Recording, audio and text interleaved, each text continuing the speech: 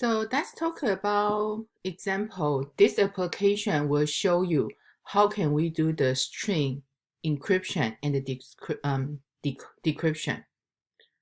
So when we talk about encryption or decryption, it's something like, did you remember we say you can decode a string or encode a string?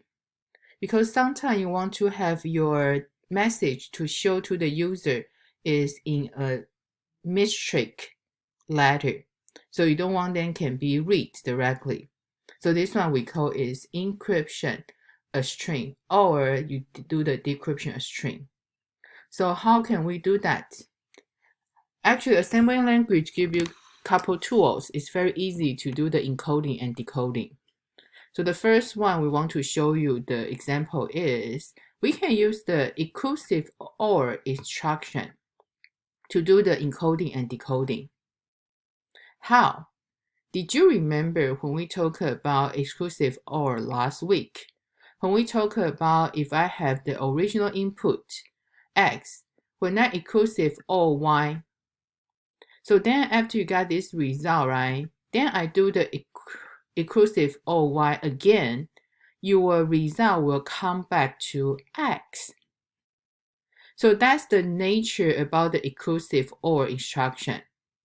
When you inclusive OR the same value twice, you can make your original value come back.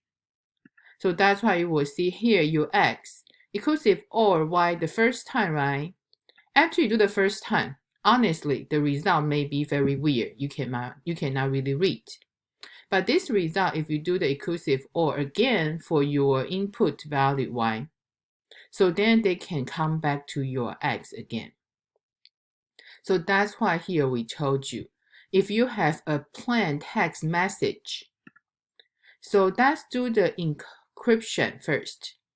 So when we want to encrypt it, the string, we call the cipher text.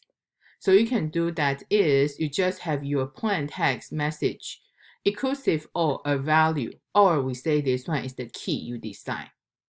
So after you inclusive or this key, actually the output, they may be very weird because they will just do some calculation. So then your ASCII value, originally they maybe is from alphabetic value, but actually you do the inclusive OR, they still have their ASCII character can display, but it's not really a letter you can understand. So this one, the first step, we call the encryption. So then if you do this one again for your cipher text, after your first inclusive OR, then you do again inclusive OR the key. Then you would decode your cipher text back to your plain text. Okay, so let's do our encryption string.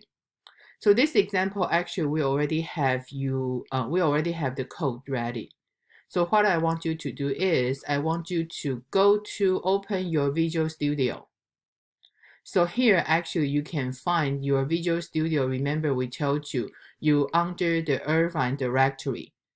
Your Irvine directory, let me see here if I can share the screen. Okay, so I shared the screen about your how to find your example. So go to your C drive under your Irvine directory. So then you will see under Irvine directory you have the examples, right? Okay, so these examples, they will give you all the chapter. So go to chapter 6. That's what we have now. So we all using the 32-bit environment example. So I want you to open this run this program encrypt ASM file from your Visual Studio. So please open this one and have that ready. So after you can open this encryption program, encrypt.asm file from your Visual Studio. Okay, so now I will show you how the result we can run from here. Okay, so after you run this program, so you will see here that asks you to enter a plain text.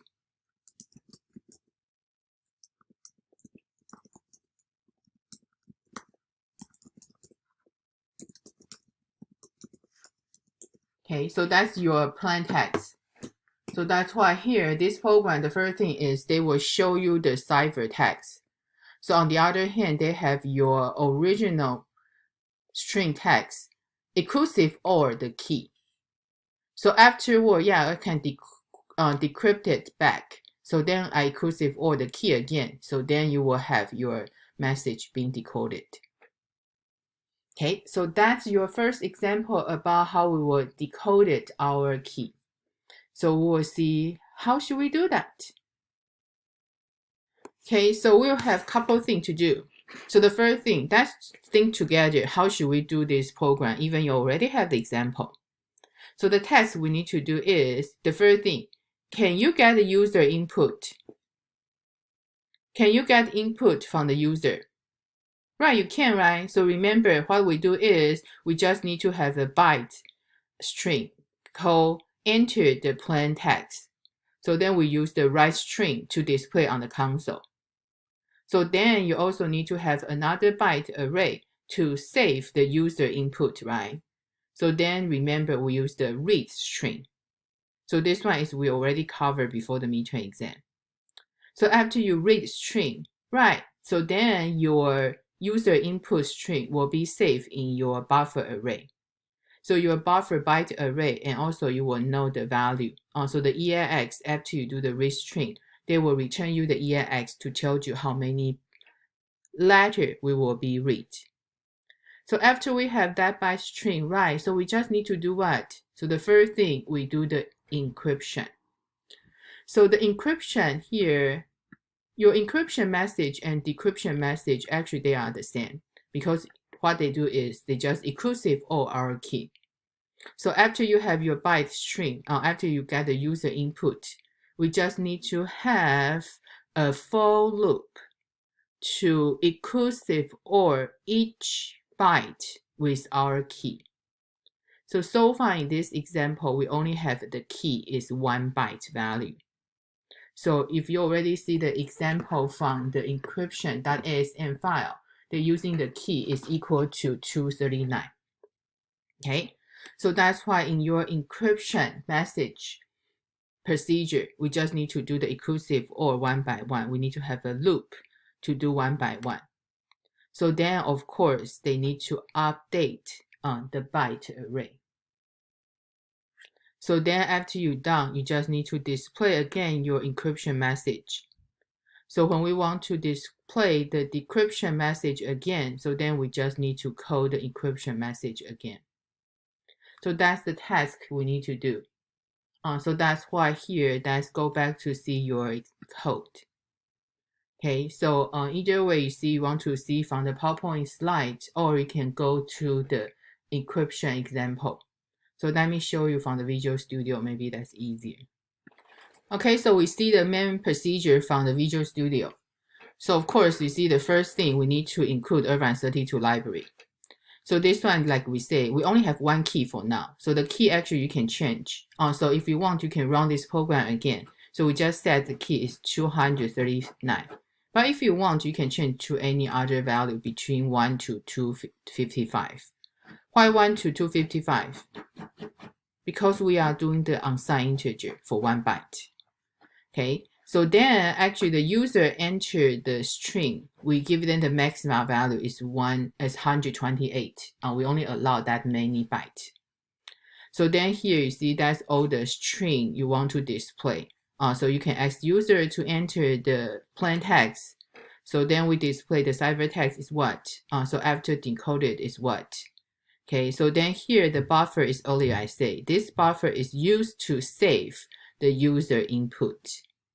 So then the buffer size, this one actually just is the letter how many user will enter. So in the main procedure, we are very simple because actually they create couple few procedure. So the first one, input string. So they just process the user input. So then translate buffer. This one actually means you are encrypted your buffer array. So then afterward, you will get your encryption. So you got your cipher. So after you got your buffer change become the cipher value, so then they just display your encoded cipher text. So then here they have another procedure. This procedure actually just display the message. Display which message? Display the buffer, the content in the buffer. So then you see here, after we encode it, right? So you see you call the same procedure translate buffer. So then you can encode it, the buffer back to the original text. So this one actually I won't focus on the older procedure. The input string and display message, they are very straightforward. You all know that we did that before. So let's focus on how we will do the translate buffer procedure. Okay, so translate buffer procedure is earlier we say here. You need to do the exclusive OR for your key. So that's why here the translate buffer procedure, we will get the user input. So this one actually is our buffer. So our buffer array. So then here earlier when we already save our buffer size from the read string to the ECX. So that's why here, because we already know the string already saved in the buffer array. So that's why here we need to have a loop to exclusive OR our key. So how many times we need to do? You see, that's the ECX. We save the buffer size. So this buffer size, actually, when we read the string, we got this buffer size. When we move the ECX to the buffer size. Okay, so then your for loop, you do one by one. So here you will see they don't receive anything. That's because we already know we have my buffer array is the user input string. We already have the buffer size saved how many letters. So return nothing. Yes, we return nothing because after this translate buffer procedure, we already update the buffer array. But you need to be careful. You still need to do is what? You need to make sure all your registers, their value is still the same. So that's why before this procedure start, you need to push all the registers into the stack. So afterward, before you do the return, you need to pop all the registers from the array, from the stack. Yeah, so this one is the translate buffer procedure. So let's quickly go over the input string procedure. So because this one earlier I showed you, right? This one is we read the user input. So that's why you will see the same thing. The procedure actually the push at, pop at the beginning, at the end. So they write string. This one is to ask the user to enter their input. So afterward, you need to read the string, right? So before you call the read string, besides you need to have your EDX is your buffer array, but also you need to tell them what is the maximum value they can read. So that's why after you call the read string, remember read string, they will return you back the EAX to tell you how many letter user entered. So that's why we save in the buffer size. So that's why here the buffer size we can use in the translate string procedure. Yeah, so try your program again. You can change the key. So then you see your output. So even you change the key, the cipher text will make different. But when they do the exclusive OR again, they all back to your original string.